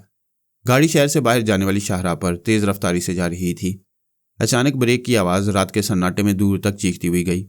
गाड़ी एक लम्हे को रुकी। पिछला दरवाजा खुला। उसमें से एक मुर्दा जिस्म लुढ़कता हुआ बाहर आया। फर्श पर आकर चारों शाने चित हुआ। फिर गाड़ी आगे बढ़ती हुई उसी तेज रफ्तारी से जाने लगी। चूंकि वो शहर को दूसरे शहर से मिलाने वाली शाहराह थी, इसलिए गाड़ियों की काफी आमदोरफ्त थी। वहां से गुजरने वालों ने बीच सड़क पर लाश को देखा होगा, मगर किसी ने गाड़ी नहीं रोकी। हो सकता है दूर जाकर टेलीफोन के जरिए पुलिस को इतला दी हो। मैंने पोमी के पास आकर कहा, अब मैं इनके दरमियान नहीं रह सकता। पोमी उनके ताक़ुब में थी। अपनी गाड़ी के हेडलाइट्स के जरिए अगली गाड़ी से किसी को कार से निकलकर लुढ़कते हुए और सड़क पर आकर गिरते हुए देखा था, लेकिन वो भी नहीं रुकी थी। ड्राइव करती हुई, रफ्तार बढ़ाती हुई उनके पीछे जा रही थी। मैंने कहा, मैं उस मरने वाले के दिमाग में था। वो ये बर्दाश्त नहीं कर सकते थे, बहुत मोहतात हैं। अपने एक साथी को मारकर फेंक दिया है। वो मुस्कुराते हुए बोली, यानी तुम्हारी टेलीपैथी को सड़क पर फेंक कर चली गई। यही समझो, तुम उनके अड्डे तक पहुंच सकती हो। मैं थोड़ी देर के लिए जा रहा हूं। कहाँ जा रहे हो? किंग फर्नांडो हमारे बहुत काम आ रहा है। मुझे भी उसका थोड़ा सा काम करना है, अभी आ जाऊंगा। मैंने फर्नांडो के पास पहुंचकर देखा, वो इंतजार कर रहा था। मैंने कहा, वो थोड़ी देर में पहुंचने वाली है। मैं एंजेला के पास आ गया। उसके दिमाग पर काबिज होकर उसके हाथ में एक अटैची पकड़ाई, फिर उधर ले गया जहां उसने काला धन छुपा कर रखा था। वो तमाम नकद रकम अटैची में भरने लगी, फिर उसे उठाकर आयरन सेफ के पास आई। उसे खोलकर तमाम अहम कागजात निकालकर अटैची में रखने लगी। ये काम करने के बाद उसने आयरन सेफ बंद किया, अटैची को बंद किया, फिर मुलाजिम को आवाज देकर बुलाया। उसके आने पर हुक्म दिया, अटैची को कार की डिग्गी में रखो। मुलाजिम ने हुक्म की तामील की। वो स्टीयरिंग सीट पर आ गई। गाड़ी स्टार्ट करने के बाद फर्नांडो की रिहाइशगाह की तरफ जाने लगी। वहां से 20 मिनट का फासला था। मैंने उसे फर्नांडो के पास पहुंचा दिया। उसकी जुबान से कहा, मैं फरहाद बोल रहा हूं। इस अटैची में जितना माल है सब निकाल कर आयरन सेफ में रख लो। जल्दी करो, मुझे दूसरी जगह मसरूफ रहना है। उसने फौरन ही अटैची खोली, तमाम माल और अहम कागजात उठाकर आयरन सेफ में रखे। एंजेला ने अटैची बंद कर दी। मैंने उसके जरिए कहा, मैं इसे वापस इसकी रिहाइशगाह में पहुंचा रहा हूं। तुम 25 मिनट बाद फ़ोन करके इसे अपने पास बुला लेना। मैंने उसे वापस पहुंचा दिया। वो कार से उतरकर डिग्गी खोलकर खाली अटैची लेकर अपने कमरे की तरफ जाने लगी। मुलाजिम ने कहा, मैं अटैची उठा लेता हूं। मैंने उसकी जुबान से कहा, नहीं, मैं खुद ले जाऊंगी। वो अपने बेडरूम में आ गई जहां से अटैची निकाली थी। वहां ले जाकर रख दी, फिर आराम से बिस्तर पर लेट गई। मैंने उसके दिमाग को आज़ाद छोड़ दिया। वो एकदम से हड़बड़ा कर बैठ गई। सोचने लगी उसे क्या हुआ था, लेकिन क्या हुआ था ये समझ में नहीं आ रहा था। मैंने उसकी सोच में कहा, मैंने आंखें बंद की थी। थोड़ी देर के लिए शायद नींद आ गई थी। मैं उसके पास से चलाया। अब वो कुछ भी सोचती रहे, मेरा काम हो चुका था। वो कभी समझ नहीं पाएगी कि 5 करोड़ डॉलर और वह अहम कागजात कहाँ चले गए। मैंने फर्नांडो को मुखातिब करते हुए कहा, अब तुम इसे फ़ोन कर सकते हो। तुमने जो कुछ इससे हासिल किया है उसका जिक्र कभी ना करना, हमेशा अनजान बनकर रहना। फरहाद, मैं तुम्हारे बारे में सोच सोच कर हैरान हूं। तुम चीज़ क्या हो? इस चीज़ के बारे में सोचो जिसे भुला रहे हो। वो हंसते हुए बोला, हाँ, इस जलील औरत को सुबह होते ही धुतकार दूंगा। कोई ऐसी हरकत ना करो जिससे बात बढ़ने का इम्कान हो। सुबह होते ही तुम 2-4 मशहूर मारूफ डॉक्टरों को बुलाओगे। एंजेला से कहोगे ये सब मुस्तनद डॉक्टर हैं, इनमें से कोई ये कह दे कि तुम माँ बनने वाली हो तो मैं अभी शादी का ऐलान कर दूंगा। वो खुश होकर बोला, हाँ, ये तदबीर अच्छी है। इस तरह उसके होश उड़ जाएंगे। वो मुआयना नहीं कराएगी, शायद भाग जाएगी। दूसरे हरबे इस्तेमाल करने के लिए अपने घर पहुंचेगी तो अहम कागजात नहीं मिलेंगे। बाप का सहारा पहले ही टूट चुका है। वो अब पागल खाने में ही जिंदगी गुजारेगा। फरहाद, मेरी जान, मैंने बात काट कर कहा, बस ज्यादा बोलने की जरूरत नहीं है, मैं दूसरी जगह मसरूफ हूं। मैं पोमी के पास आ गया। सोचा था जल्द से जल्द आने की कोशिश करूंगा, लेकिन 1 घंटे से ज्यादा वक्त गुजर चुका था। वो तीनों अपने चौथे साथी को कत्ल करने के बाद ऐसी शाहराहों से गुजर रहे थे जहां गाड़ियों की आमदोरफ्त थी, इसलिए ताक्कुब का शुबा नहीं हुआ। वो अपने तौर पर मुतमईन थे कि बोलने वाले को ख़त्म कर दिया है। अब कोई टेलीपैथी जानने वाला उनके दिमाग तक नहीं पहुंच सकता। वो एक माल गोदाम के अहाते में दाखिल हो गई। पौमी ने बाहर गाड़ी रोक दी। थोड़ी देर तक सोचती रही। वहां एक लंबा चौड़ा साइन बोर्ड लगा हुआ था जिस पर लिखा था Albert and Albert company, Chicago north. उसने कार वापस मोड़ ली। काफ़ी लंबी ड्राइविंग थी। इस दौरान मैं उसके पास पहुंच गया। उसने कहा, मैं आ रही हूं। तुम टेलीफोन डायरेक्टरी में एल्बर्ट एंड एल्बर्ट कंपनी का नंबर देखो। वहां किसी बोलने वाले से रब्ता होगा, फिर तुम्हें कड़ी से कड़ी मिलती जाएगी। मेरा ख्याल है अब तुम शहर में दाखिल होने वाली हो। हाँ, एक बात याद रखो, इस लम्हे से मेरे दिमाग में ना आना। आओगे तो सांस रोक लूंगी। ये पाबंदी क्यों? वह मुस्कुराते हुए जरा शर्माते हुए बोली, बस यूं ही, तुम सुबह तक मेरे दिमाग में नहीं आओगे। मैंने एक गहरी सांस लेकर कहा, अच्छी बात है। मैं दिमागी तौर पर हाजिर हो गया। सरहाने रखी हुई टेलीफोन डायरेक्टरी के औराक उलटने लगा। जल्दी नंबर मिल गई और जल्द ही राब्ता भी कायम हो गया। दूसरी तरफ से आवाज़ सुनाई दी, hello, it is Albert and Albert company. मैंने रिसीवर रख दिया और बोलने वाले के पास पहुंच गया। वो गोदाम का इंचार्ज था। उसने 2-4 बार हेलो हेलो कहा, फिर रिसीवर को घूर कर क्रैडल पर रखते हुए दूसरी तरफ से फ़ोन करने वाले को गाली देना चाहता था। उससे पहले ही मैंने उसकी जुबान दांतों के दरमियान दबा दी। वह तिल मिलाकर खड़ा हो गया। दोनों हाथों से मुंह ढांप कर हाय हाय करने लगा। मैंने उसके दिमाग में सोच पैदा की, अभी स्याह रंग की गाड़ी में कौन लोग आए थे? वह जवाबन सोचने लगा, और कौन हो सकते हैं? वही बदमाश होंगे। बॉस ने इन्हें सर पर चढ़ा रखा है। कामकाज करते नहीं हैं, शराब पीते और अय्याशी करते रहते हैं। कभी कभी बॉस के किसी काम से जाते हैं, फिर वापस आ जाते हैं। मैंने चुपचाप मालूम किया। उसके सामने पड़ी हुई मेज़ पर फाइलों और कागजात के हवाले से कोई ऐसा ज़रूरी काम है जिसके लिए बॉस से राब्ता कायम करना पड़े। वो सोचने लगा। गोदाम नंबर 3 का एयर कंडीशनर बार बार ख़राब हो जाता है। वो सोच रहा था और मैं उससे रिसीवर उठाकर नंबर डायल करवा रहा था। फिर बॉस से राब्ता कायम हुआ। वो गोदाम नंबर 3 के सिलसिले में शिकायत करने लगा। दूसरी तरफ से बॉस ने सख्त लहजे में कहा, इसके लिए मुझे डिस्टर्ब करने की क्या ज़रूरत है? गोदाम के इंजीनियर और कैशियर से बात करो। मैं बॉस के दिमाग में बैठ गया। वो बहराम गंगोली को जानता था। मैं इससे ज़्यादा मालूम ना कर सका। दरवाजे पर दस्तक होने लगी। मैं उठकर करीब गया। फिर दस्तक सुनाई दी। मैंने पूछा, क्या तुम हो? हाँ, दरवाज़ा खोलो। मैं खोलकर पीछे हट गया। वो अंदर आई, दरवाजे को बंद कर दिया, फिर उससे लगकर खड़ी हो गई। हम एक तवील मुद्दत के बाद एक दूसरे के रूबरू आए थे। वो जिम्नास्टिक की मलका थी। ऐसा खूबसूरत जिस्म था जो ख्यालों और ख्वाबों में नहीं बनता। इसके लिए बरसों की रियाजत दरकार होती है। उसने बड़ी कठिन और जानलेवा मेहनत की थी। हम चंद लम्हों तक खामोशी से एक दूसरे को देखते रहे। फिर वो बोली, हेलो। मैं नज़ारे से चौंक गया। मुस्कुराते हुए बोला, तुम्हारी क्या तारीफ करूं? अल्फाज नहीं मिल रहे। किसी फ्लाइंग कंपनी के अल्फाज में इतना ही कह सकता हूं, बेमिसाल हुस्न, बाकमाल दोशीज़ा। मैंने अपना हाथ बढ़ाया। उसने अपना दायां हाथ मेरे हाथ में दिया। मैंने सर झुकाकर उसे ताज़ीम दी। उसने जल्दी से हाथ छुड़ा लिया, दूर हट गई। फिर मुझसे कतराकर आहिस्ता आहिस्ता चलती हुई वार्डरोब के पास गई। उसे खोला, अपने लिए लिबास निकाला। फिर मुझ पर एक नज़र डालकर मुस्कुराते हुए बाथरूम में चली गई। मैंने बाथरूम के दरवाजे के करीब आकर सुना, शावर से पानी गिरने की आवाज़ आ रही थी। मैं इत्मीनान से आकर बिस्तर पर लेट गया। अभी उसके आने में देर थी, लिहाजा एल्बर्ट एंड एल्बर्ट कंपनी के बॉस के पास पहुंच गया। उसका नाम एल्बर्ट था। कारोबार के सिलसिले में बहराम गंगोली से दोस्ती हो गई थी। बहराम उसके ज़ेरे ज़मीन खुफिया गोदाम में कोकेन और चरस का ज़खीरा करता था। इस गोदाम से माल सप्लाई करने की सूरत में एल्बर्ट को भी उसकी आमदनी में हिस्सा मिलता था। उसकी सोच से पता चला, आज मिस अमरीका यानी मोरीना को इस ज़ेरे ज़मीन गोदाम में लाकर कैद किया जाएगा, फिर मुनासिब मौका देखकर वहाँ से किसी दूसरी जगह मुंतकिल किया जाएगा। इस सिलसिले में उसके 4 बदमाश गए थे और 3 वापस आई। उन्होंने रिपोर्ट दी। बॉस बहराम गंगोली ने सख्ती से हदायत की थी, कोई आवाज़ ना सुनाई, मगर वो कमबख्त बोल पड़ा था। उसके ज़रिए फरहाद हम सब के दिमागों में आ सकता था, आपके पास भी पहुँच सकता था। लिहाजा हमने उसे रास्ते में ख़त्म कर दिया। उसने पूछा, क्या मोरीना तनहा थी? नहीं, एक हबशी उसके बेडरूम में था। वो अच्छा फाइटर मालूम होता था। 2 बार लातें चलाकर 2 रिवॉल्वर हाथ से निकाल दिए।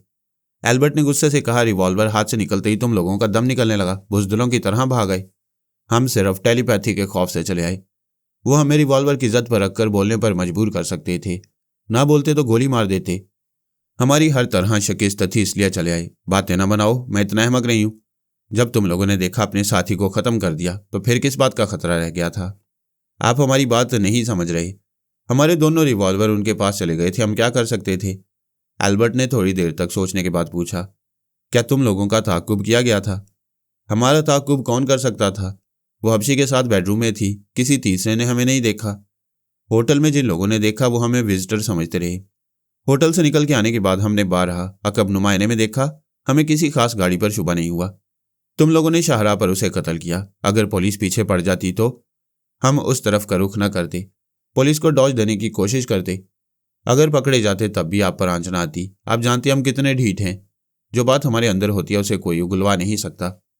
उसने परेशान होकर कहा, मैं बहराम गंगोली को क्या जवाब दूंगा? उससे मुझे लाखों का फायदा होता है। एक अरसे बाद उसने हमारे स्पुर्द एक काम किया, वो हम कर ना सके। तुम लोगों की वजह से कितनी शर्मिंदगी होगी। आप उससे थोड़ी सी मोहलत लें, हम मोरीना को जरूर उठा लाएंगे। अपने एक आदमी को होटल और दूसरे को बर्नार्ड के अपार्टमेंट की तरफ भेज दो। वो लोग उस पर नजर रखेंगे। बोल्लू की पट्टी में अमरीका बनकर एक काले से दिल लगा रही है। हम गोरों का मुंह काला कर दिया है। हम अमरीकियों की कैसी इंसल्ट हो रही है उसे जरा एहसास नहीं। वो तीनों गुस्ल करने और लिबास बदलने चले गए, क्योंकि उनके कपड़ों पर खून के छींटे पड़े हुए थे। तीसरा साथी जो कार ड्राइव कर रहा था वो कार के अंदरूनी हिस्सों से तमाम धब्बों को पानी से धोने लगा। तकरीबन 5 मिनट बाद बहराम गंगोली ने फोन के जरिए एल्बर्ट से राब्ता कायम किया। पूछा, मेरे काम का क्या बना?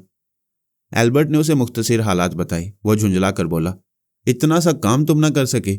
डींगे मारते थे कि तुम्हारे आदमी बहुत तेज तर्रार हैं, बहुत अच्छे फाइटर हैं, बड़े जानिसार हैं।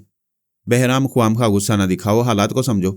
तुमने उनके दिलों में टेलीपैथी का खौफ पैदा कर दिया, हालांकि वहां कोई टेलीपैथी जाने वाला नहीं था। अगर होता तो उस बोलने वाले के दिमाग पर कब्जा जमा लेता, उसको कभी कत्ल ना होने देता। तुम नहीं जानते वो लोग कितने चालाक हैं। चुपचाप दिमाग में रहते हैं, अपनी मौजूदगी का एहसास नहीं होने देते। मैं मानता हूं, लेकिन बोलने वाला मारा जा रहा हो तब वो चुप रहकर क्या करेगा?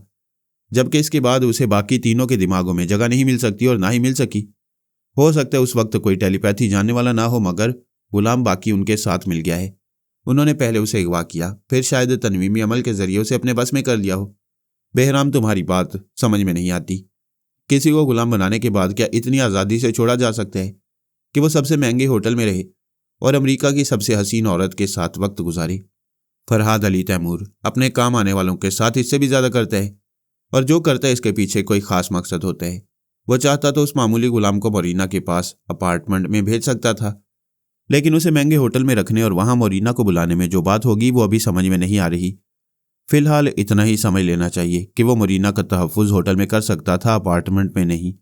जब वो होटल में तहफ़्फ़ुज़ कर रहा था तो उसने बोलने वाले के जरिए हमारे आदमियों को नुकसान क्यों नहीं पहुंचाया? प्लीज़ बहराम, मेरी बात तस्लीम कर लो, फरहाद उस हबशी के साथ नहीं है। अगर नहीं है तो फिर किसी दूसरे मसले में उलझा होगा। तुम्हारे आदमियों को यह अच्छी तरह याद रखना चाहिए कि किसी वक्त भी टेलीपैथी जानने वाले से टकराव हो सकता है, लिहाजा बचाव की सिर्फ एक सूरत है कि वो गूंगे बनकर रहें। अच्छी बात है, अब मेरे आदमियों से हमाकत नहीं होगी। मोरीना को कब तक उठवा रहे हो? आज वो होशियार रहेंगे, कल किसी वक्त उसे जरूर तय खाने वाले गोदाम में पहुंचा दूंगा। कल दिन के 1 बजे तुमसे राब्ता कायम करूंगा। मेरा ख्याल है मोरीना को अगवा करने के लिए इतना वक्त काफ़ी है। उनकी गुफ्तगू खत्म हो गई, रिसीवर रख दिया गया। मैं सोच रहा था अच्छा ही हुआ कि मैंने बोलने वाले के दिमाग को नहीं छेड़ा, और पौमी एल्बर्ट एंड एल्बर्ट कंपनी के हाथ में नहीं गई। इस तरह मैं खामोश रहकर एल्बर्ट के दिमाग से मालूम कर सकता था कि वो कल 1 बजे फ़ोन पर क्या बात करेगा और मोरीना को कहाँ लाने का हुक्म देगा। मैंने ख्याल ख्वानी ख़त्म कर दी। आंखें खोलकर देखा, कमरे में नीम तारीकी थी। एक अजीब सी मस्त कर देने वाली खुशबू फैल रही थी। पौमी ने तेज़ रोशनी बुझा दी थी और एक कमज़ोर सी लाइट ऑन कर रखी थी। इस रोशनी में वो धुंधली सी लग रही थी। रिकॉर्डर में एक कैसेट रखकर ऑन कर रखा था। चंद लम्हों के बाद ही पॉप म्यूजिक की मिली जुली आवाज़ सुनाई दी। बहुत ही खूबसूरत सा ऑर्केस्ट्रा था। उसके सुर के साथ पौमी का बदन थिरकने लगा। पहले समझ में आया वो रक्स कर रही है, फिर समझ में आया जिम्नास्टिक के मुख्तसर से लिबास में योगा के मुख्तलिफ आसनों का मुजाहरा कर रही है। रोशनी कम थी, तारीकी ज़्यादा। यूं लग रहा था जैसे रोशनी सिर्फ वहां है जहां वो मौजूद होती है। अंधेरे में शमा की लौ की तरह दिखाई देती है, फिर योगा का आसन बदलकर दूसरी तरफ चली जाती है। कमाल यह था कि वो मौसीकी की तान के मुताबिक अमल कर रही थी, उसके मीठे सुरों के मुताबिक बदन के खूबसूरत जाविये बनाती। अभी निगाह एक जाविये पर ठहरती ना थी कि दूसरा जाविया बदल जाता। वह जिम्नास्टिक वाली अपने मखसूस अंदाज के साथ मेरी जिंदगी में आ रही थी। वो एक अरसे से मेरे लिए तड़प रही थी। मैंने कई बार कोशिश की, कई मुकामात ऐसे हैं जहां हम मिल सकते थे, लेकिन हालात ने हमें जुदा कर दिया। एक दूसरे के सामने आने का भी मौका नहीं दिया। मेरा क्या है, मैं ख्याल ख्वानी में वक्त गुजार लेता था। मुझे तन्हाई का एहसास कम होता था, लेकिन वो तन्हा रहती। उसकी निगाहों में, उसके ख्वाबों में, उसके इरादों में मैं ही मैं था। वो मेरे बगैर तन्हाई दूर नहीं कर सकती थी। उसे आज का इंतजार था, वो आज आ गया था। मगर जलवा नुमाई के तकाजे बाकी थे। वो योगा के मुख्तलिफ आसनों जावियों से जलवा रहा थी और मुझे तड़पा रही थी। वो नहीं मिल रही थी, इधर से उधर पारे की तरह मचल रही थी। उसकी दोस्ती और दुश्मनी में सिर्फ इतना फर्क था कि वो दुश्मनों के हाथों से बचने के लिए हप हप की आवाज़ निकालती थी, बचती भी थी और उनके छक्के भी छुड़ाती थी। मेरे साथ दोस्ती थी, इसलिए वो आवाज़ नहीं थी, मगर छक्के छुड़ा रही थी, पसीना पसीना कर रही थी। आखिर मैंने मजबूर होकर वादा खिलाफी की और उसके दिमाग में पहुंचने की कोशिश की। मेरा ख्याल था वो सांस रोक लेगी, लेकिन उसने दरवाज़ा खुला रखा। औरत हुआ कितना ही तड़पाए, कितना ही कतराए, अपने आदमियों के लिए एक चोर दरवाज़ा ज़रूर खुला रखती है। वो जुबान से कुछ बोलना नहीं चाहती थी, इसीलिए इतनी देर से खामोश थी। अब सोच के जरिए इजहार हाल का मौका आया तो वो शर्माने और मुंह छुपाने लगी। पोलादी ज़रबों से दुश्मनों के कदम उखाड़ने वाली पौमी ऐसे वक्त मुकम्मल औरत बन गई। ऐसी बात नहीं है कि औरत तेज तर्रार नहीं होती, ज़रूर होती है, लेकिन ऐसे मरहले पर अपनी चौकड़ी भूल जाती है। पौमी जिम्नास्टिक के करतब भूल गई थी। हम बड़ी रात तक जागते रहे, कुछ जग बीती सुनते रहे, कुछ सुनाते रहे। मैंने ख्याल ख्वानी के जरिए बाकी को बता दिया कि बहराम गंगोली हर हाल में मोरीना को हासिल करना चाहता है, लिहाजा वो होशियार रहे। उसने कहा, मेरे आका, आप मुझे गाइड करें, क्या करना चाहिए? मैं अभी बताता हूँ। मैंने पौमी से कहा, बहराम गंगोली कल दिन के 1 बजे अल्बर्ट को फ़ोन करेगा। उस वक्त तक मोरीना को हर हाल में अगवा करने की कोशिश की जाएगी। मैं चाहता हूँ तुम मोरीना के साथ रहो। हरगिज़ नहीं, इस कदर इंतज़ार करने के बाद मिले हो और अब चाहते हो मैं मोरीना के पास चली जाऊँ। पहले मेरी पूरी बात सुनो, बाकी मेरे साथ रहेगा। मैं कल सुबह उसके साथ बहराम गंगोली के खुफिया अड्डों की तरफ जाना चाहता हूँ।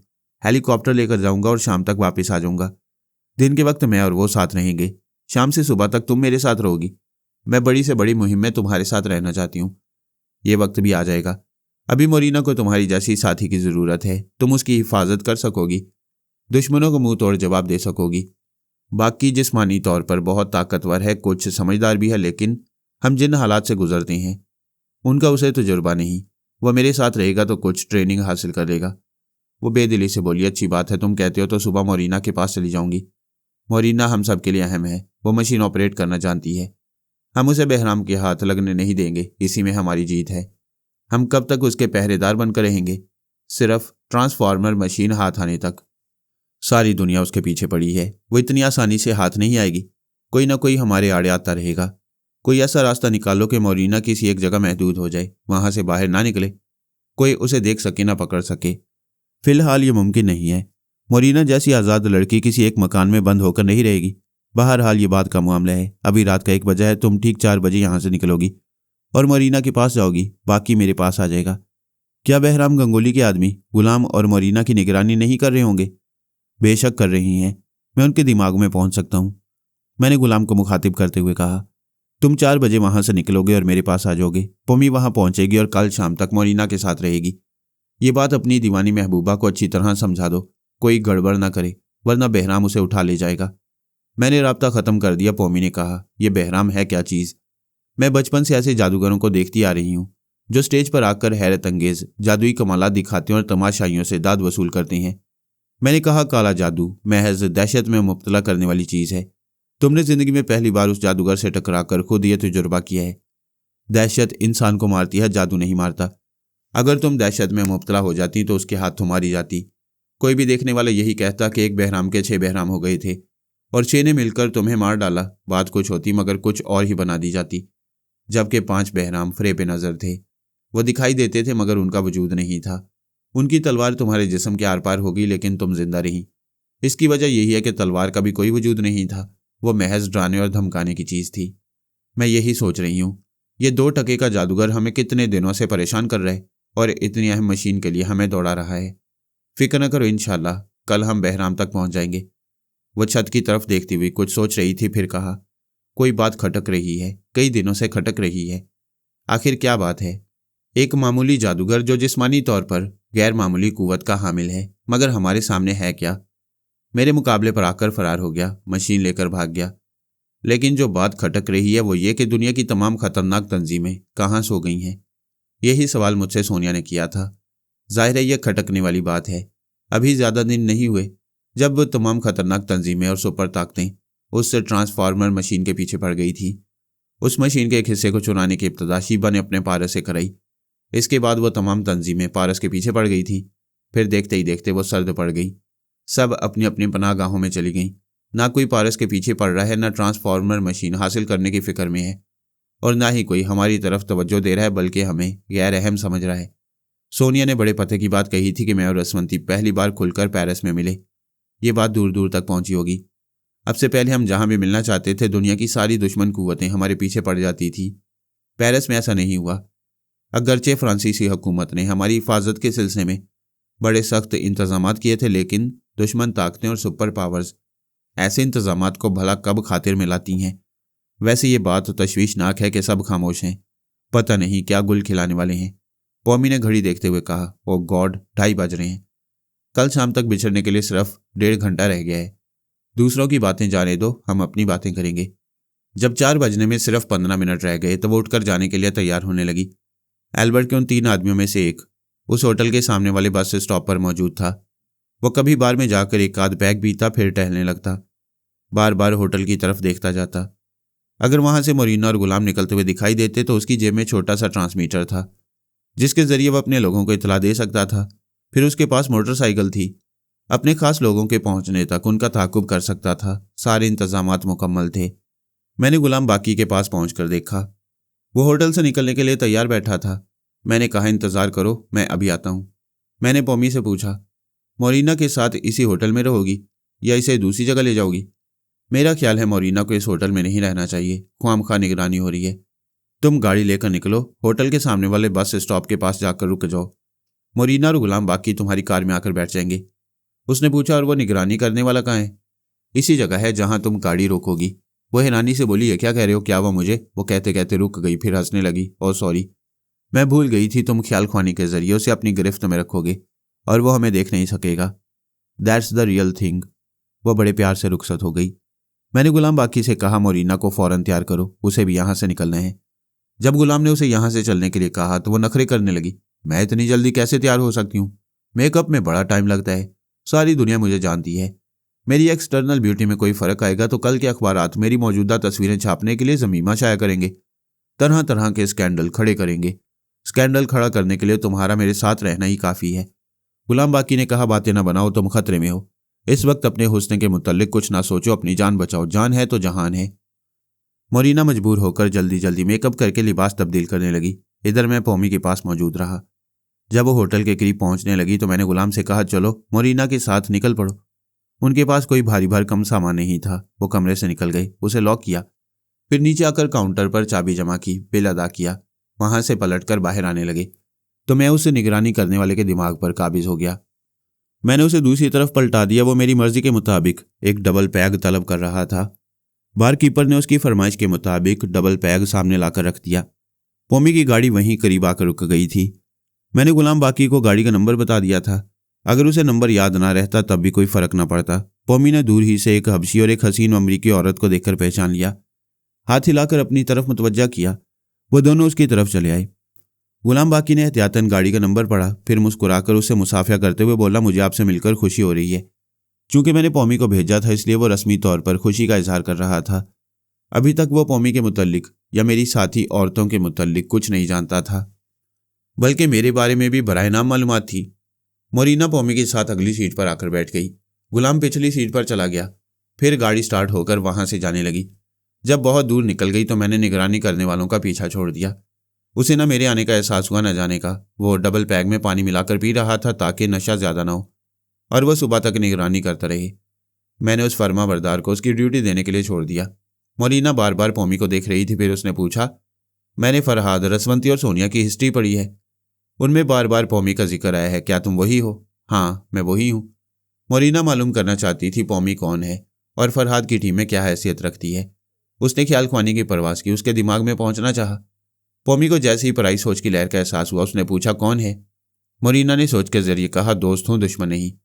पौमी ने हंसते हुए कहा, जब दोस्त हो और पास बैठी हुई हो तो जुबान से गुफ्तगू करो। मोरीना झिप गई। उसे नजरें चुराते हुए विंड स्क्रीन के पार देखने लगी। फिर बोली, क्या तुम्हें पराई सोच की लहरें महसूस हो जाती हैं? ये तुम देख रही हो। तुमने कैसे महसूस किया? मैं ही सोच के जरिए बोल रही हूँ। फरहाद, रसवंती और शीबा मेरे दिमाग में आने से पहले कोड वर्ड्स दोहराती हैं, और वो कोड तुम्हें मालूम नहीं है। उनके अलावा कोई और भी ख्याल ख्वानी के जरिए आ सकता है। तुमने मुझे कैसे ताड़ लिया? फिलहाल कोई ऐसा ख्याल ख्वानी करने वाला नहीं। शार्पर बीमार है, उसका भाई आर्मर अपनी ज़ात में महदूद रहने वाला आदमी है। वो ख्वाम खा ख्याल ख्वानी नहीं करता। और एक ख्याल ख्वानी करने वाली जो है, जो बहुत ही मासूम है, वो मेरे दिमाग में आती तो मैं उसे पहचान लेती। बहरहाल मैंने तुम्हें पहचान लिया। पोमी ने उस होटल के सामने गाड़ी रोक दी जहां मेरा क्याम था। गुलाम शुक्रिया अदा करते हुए गाड़ी से उतर गया। पोमी मोरीना को लेकर चली गई। गुलाम मेरे कमरे में आया। मुझे देखते ही आगे बढ़कर घुटने टेकना चाहता था। मैंने कहा, खबरदार, सीधे खड़े रहो। तुम मुसलमान हो, खुदा के सामने झुकते हो, कभी किसी इंसान के सामने ना झुकना। उसने सर को झुका लिया, अदब से खड़ा रहा। मैंने पूछा, क्या इसी तरह खड़े रहोगे? मैं तुम्हें पहले भी समझा चुका हूं, तुम मेरे गुलाम नहीं हो। यहाँ आओ और बिस्तर पर लेट जाओ। उसने शदीद हैरानी से मुझे देखा, फिर कहा, क्या मैं आपके साथ बिस्तर पर लेट जाऊं? मैंने पूछा, क्या महमूद और अय्याज एक सफ में नमाज नहीं पढ़ते थे? क्या दो मुसलमान एक बिस्तर पर सो नहीं सकते? मेरे आका, आप बहुत ग्रेट हैं। एक बात याद रखो, आइंदा कभी मेरी तारीफ ना करना। मैं एक बात पूछना चाहता हूँ। ज़रूर पूछो। आपका कोई मुलाजिम तो होगा? मेरे कदमों में दुनिया की सारी दौलत है, लेकिन मेरा एक भी मुलाजिम नहीं, क्योंकि मैं किसी इंसान को अपने से कमतर नहीं समझता। मैं तुम्हें कोई हुक्म दूं और तुम उसकी तामील करोगे तो इसका मतलब ये नहीं कि मैं तुम्हारा आका और तुम मेरे मुलाजिम हो। मैं एक दोस्त बनकर तुमसे कोई काम करने के लिए कहूँगा और तुम उसे करोगे। इसलिए करोगे कि मैं उम्र में तुमसे बड़ा हूँ, तजुर्बे में बड़ा हूँ, सलाहियतों में बड़ा हूँ। तुम्हारा फ़र्ज़ है मेरी बात मानते रहो, मेरे हुक्म की तामील करते रहो, और मेरा फ़र्ज़ है कि तुम्हें ज़्यादा से ज़्यादा बासलाहियत बनाने की कोशिश करूँ। वह हैरानी से आंखें फाड़ फाड़ कर देख रहा था। जब नज़रें मिलती तो अकीदत से निगाहें झुका लेता। मैंने कहा, अब वक्त ज़ाया न करो, सुबह होने वाली है, हमें थोड़ी सी नींद पूरी करना है, फिर अहम मामले में मसरूफ़ रहना है। चलो बिस्तर पर आकर लेट जाओ। वह बहुत मजबूर होकर आहिस्ता आहिस्ता चलता हुआ बिस्तर के सिरे पर झिझकते हुए बैठ गया। मैंने कहा, मैंने तुम्हारे दिमाग को पराई सोच की लहरों के लिए लॉक कर दिया है, सिर्फ मेरी सोच की लहर तुम कबूल कर सकते हो। मैंने उसे ख्याल ख्वानी के जरिए बिस्तर पर लिटा दिया। उसने आंखें बंद की। मैंने उसके दिमाग को हदायत दी कि वह 8 बजे तक सोता रहेगा, फिर आंख खुल जाएगी। मैंने थोड़ी देर में ही उसे सुला दिया, फिर खुद आराम से लेटकर आंखें बंद की, दिमाग को हदायत दी। इसी तरह सुबह 8 बजे तक सोने का इरादा करके गहरी नींद में डूब गया। उधर पोमी फ्लाइंग क्लब गई थी। हमारे लिए एक हेलीकॉप्टर मौजूद था। दूसरा हेलीकॉप्टर फर्नांडो ले गया था, लेकिन वादे के मुताबिक सुबह होने से पहले वापस पहुंचा चुका था। चुनाचे दूसरा भी हमारे लिए मौजूद था। वहां मैंने और पोमीनो जो फर्जी नाम इख्तियार किया था, उसके मुताबिक किंग फर्नांडो ने वो नाम फ्लाइंग क्लब में दर्ज करा दिए थे। उसने दोनों हेलीकॉप्टरों को आर्जी तौर पर हमारे नाम कर दिया था। इस सिलसिले के तमाम कागजात मेरे और पोमी के पास थे। पोमी ने अपने कागजात दिखाए तो उसे जाने की इजाज़त मिल गई। मोरीना ने पोमी के साथ हेलीकॉप्टर में बैठते हुए कहा, क्या तुम इसे उड़ा सकती हो? वसते हुए बोली, अगर ना उड़ा सकी तो हम दोनों गिर पड़ेंगी, इससे ज़्यादा और क्या होगा। ऐसी बात ना करो, मुझे डर लगता है, मैं अभी जिंदा रहना चाहती हूँ। क्या तुम्हें ज़िंदगी से बहुत प्यार है? अपनी ज़िंदगी से किसे प्यार नहीं होता। टेलीपैथी जानने वालों को और उनसे ताल्लुक़ रखने वालों को ज़्यादा दिलचस्पी नहीं होती। ये बात हमारे दिमागों में अटल होती है कि कातिबे तकदीर ने हमारे नाम जितनी उम्र लिख दी है, हम उस लम्हे तक ज़रूर जिएंगे, उससे पहले मौत भी नहीं मार सकेगी। जब हेलीकॉप्टर फिजा में बुलंद हो गया तो पोमी ने रिसीवर उठाकर किंग फर्नांडो के मखसूस नंबर डायल किए। फर्नांडो इस नंबर पर ख़ास लोगों से बातें करता था। इस वक्त सुबह के 5 बज चुके थे। वो गहरी नींद में था। फ़ोन की घंटी चीख रही थी, वो उठना नहीं चाहता था। आखिर उसने झुंझलाकर रिसीवर उठाया, फिर पूछा, कौन है? क्या ये कोई फ़ोन करने का वक्त है? अगर ऐसे वक्त फरहाद फ़ोन करे तो? वह हड़बड़ाकर उठ बैठा, फिर बोला, लेकिन आवाज़ तो किसी दोशीज़ा की लग रही है। मैं फरहाद की वही गर्लफ्रेंड हूँ जिसका जिक्र वो तुमसे कर चुका है। अच्छा, तुम पोमी हो।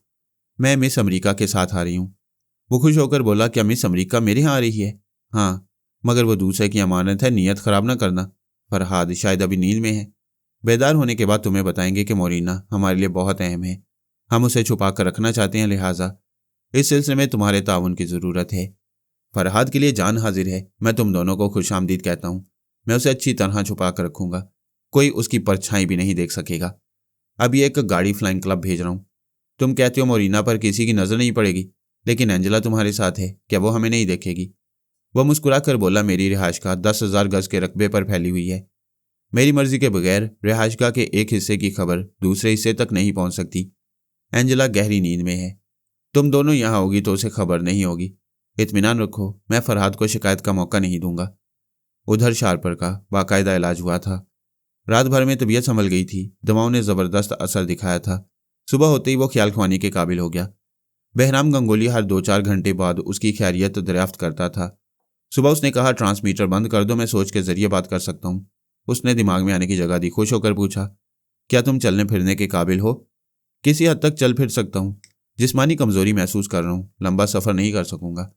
कोई बात नहीं, फौरन कागज कलम लेकर बैठो और मशीन ऑपरेट करने का तरीका पूरी तफसील से लिख दो। मैं लिख रहा हूँ, लेकिन यह तहरीर बहुत अहम होगी, तुम्हारे पास कौन पहुंचाएगा? लिखने के बाद दिमागी राब्ता कायम करो, फिर बताऊंगा। वो बिस्तर से उठकर बैठ गया। आहिस्ता आहिस्ता चलता हुआ मेज के पास आया, फिर कुर्सी पर बैठकर कागज कलम संभाल कर लिखने लगा। मैं और गुलाम बाकी ठीक 8 बजे बेदार हो गए। मैंने बाथरूम में जाने से कबल शारपर की खैरियत मालूम की। इस वक्त वो लिखने में मसरूफ था। मैंने कहा, गुलाम बाकी, मेरी पतलून की जेब में वो कागजात हैं जिन पर मशीन ऑपरेट करने का तरीका लिखा हुआ है, फौरन ले आओ। वो मेरी जेब से कागजात निकाल कर ले आया। मैंने कहा, मुझे ज़रा देर होगी, तुम बाथरूम जा सकते हो। मैं कभी शारपर के दिमाग में जाता, कभी हाजिर दिमाग होकर अपने लिखे हुए कागजात को पढ़ता रहता। वह बिल्कुल इसी तरह लिखता जा रहा था, लेकिन एक आध जगह खामियां भी छोड़ता जा रहा था। वो नहीं जानता था कि ऐसा क्यों कर रहा है। मशीन ऑपरेट करने का तरीका अच्छी तरह जानने के बावजूद एक आध जगह गलती कैसे कर रहा है। मैंने उसके ख्वाबीदा दिमाग पर तनवीमी अमल किया था, ये बात उसे याद नहीं रही थी। मैंने उसके दिमाग में जो कुछ नक्श किया था वो उसी के मुताबिक नादानिस्तगी में अमल करता जा रहा था। मैंने वो कागजात अपनी जेब में रख लिए। शारपर पूरी तफसील लिखने के बाद बहराम से राब्ता कायम करने वाला था और अभी यह तय पाने वाला था कि मशीन ऑपरेट करने का तरीका किन कागजात पर लिखा हुआ है। वो कागजात बहराम तक किस तरह पहुंचाए जाएंगे, और ये बहुत अहम बात थी। मैं शारपर के दिमाग में था और वह कमजोरी महसूस कर रहा था।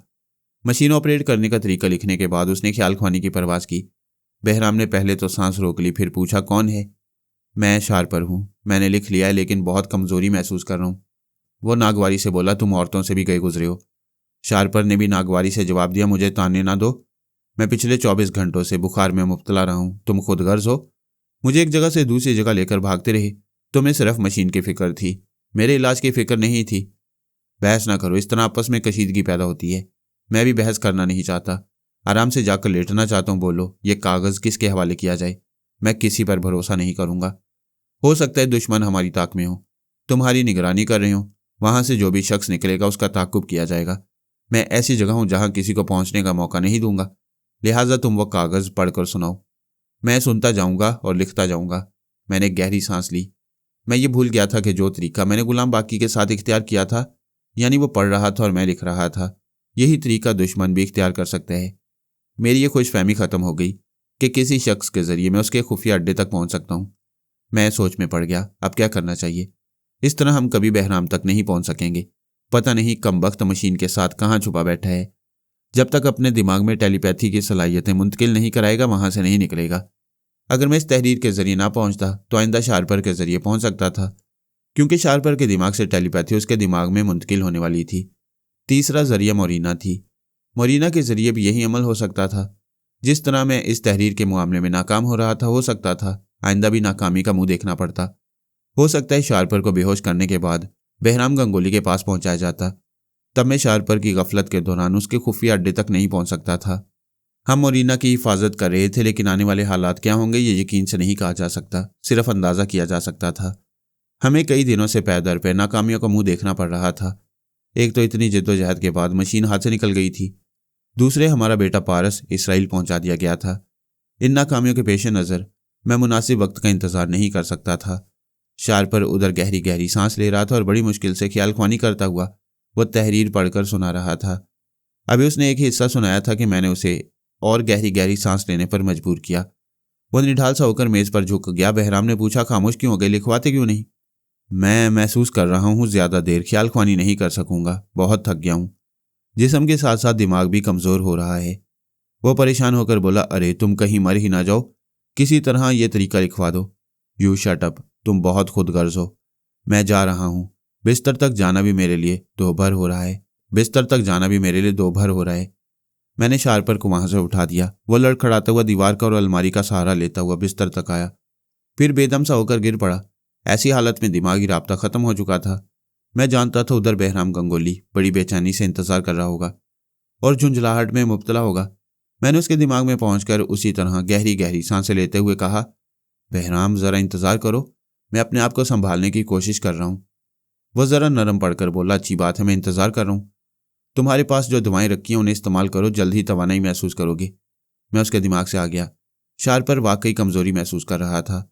मैंने उसे कुछ और कमजोर बना दिया था ताकि तहरीर एक जगह से दूसरी जगह मुंतकिल न होने पाए। मैं चाहता तो उसे दवाएं इस्तेमाल न करने देता, लेकिन अभी उसे जिंदा रखना चाहता था।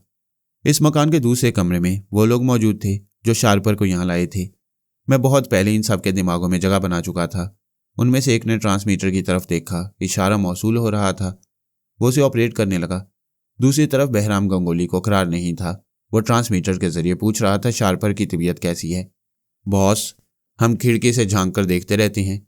थोड़ी देर पहले वो मेज पर झुका हुआ कुछ लिख रहा था, बिस्तर पर आकर गिर पड़ा है। फौरन कमरे में जाओ और उसे दवाएं खिलाओ। हमने देखा है वो अभी दवाएं इस्तेमाल कर रहा था। अब क्या कर रहा है? आंखें बंद किए पड़ा हुआ है। उसके पास जाओ और पूछो क्या बात करने के काबिल है। वो ट्रांसमीटर लिए शार्पर के पास आया, उसे आवाज दी। शार्पर ने आंखें खोलकर देखा। वो ट्रांसमीटर बढ़ाते हुए बोला, बॉस तुमसे बात करना चाहती हैं। उसने ट्रांसमीटर हाथ में लिया, फिर कहा, बहराम मेरी हालत बहुत ख़राब है, मैं अभी लिखवा नहीं सकूंगा। तुम बहुत बेचैन हो तो अपने आदमी से कहो वो ट्रांसमीटर सामने रखकर पढ़ता रहे और तुम लिखते रहो। बहराम ने कहा, मैं नहीं चाहता कोई इस कागज़ को पढ़े और मशीन ऑपरेट करने का तरीका याद कर ले। वो कागज़ कहाँ है? मेज़ पर पड़ा हुआ है। ओह शार्पर, तुम बहुत बेपरवाह हो। इतनी अहम चीज़ वहाँ छोड़ रखी है। मेरी जान पर बनी हुई है। अब मैं अपने सिवा किसी की परवाह नहीं कर सकता। मेरे आदमियों से कहो मेज़ पर से कागज़ को उठाएं, उसे पढ़े बगैर तय करें और तुम्हारी जेब में लाकर रख दें। शार्पर ने यही हुक्म दिया। ट्रांसमीटर वाले ने मेज़ पर से कागज़ को उठाकर तय किया, फिर उसकी जेब में लाकर रख दिया। शार्पर ने कहा, यह कागज़ मेरी जेब में आ गया है। फॉर गॉड सेक मुझे आराम करने दो, वरना काम बिगड़ जाएगा, दिमाग और ज़्यादा कमज़ोर हो जाएगा, फिर मैं ख्याल ख्वानी नहीं कर सकूंगा। हे महाकाली, मैं अपने नसीबों से लड़ रहा हूँ तुझे खुश करने के लिए, इंसानों की बलि दे रहा हूँ, फिर भी यह टेलीपैथी का इल्म मुझसे दूर होता जा रहा है। सुनो शार्पर, मैं ज़्यादा से ज़्यादा आधे घंटे का वक्त देता हूँ, आराम करो और मेरे दिमाग में आकर वो तरीका लिखवाओ। राब्ता ख़त्म हो गया। वह शख्स ट्रांसमीटर लेकर कमरे से चला गया। शार्पर ने आंखें बंद कर ली। मैंने उसे थपक थपक कर आधे घंटे के लिए सुला दिया। मैं इस आधे घंटे में गुस्ल वगैरह से फारिग होकर लिबास तब्दील करने के बाद गुलाम के साथ निकल पड़ा।